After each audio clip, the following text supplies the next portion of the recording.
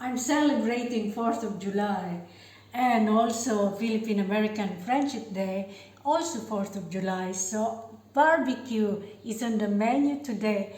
Let's start marinating the chicken first.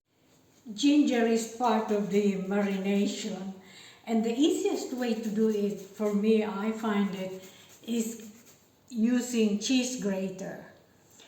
Because if you grate it, you get a finer texture from ginger.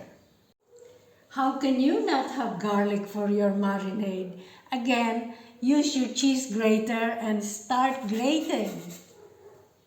Let's start the marinade. That's soy sauce, 60 milliliters, olive oil, lemon zest. Again, my little tool is very useful. Cheese grater is the best to get the zest from the lemon.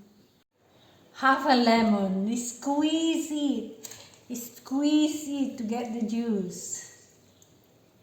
Ground cardamom, black peppercorn, crushed paprika. You can use sweet or spicy. You're the boss. Ketchup. Start marinating the chicken.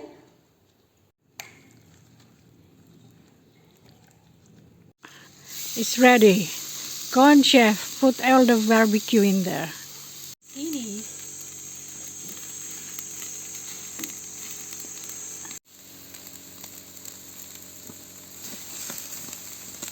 July the 4th, barbecue or Philippine American Friendship Day.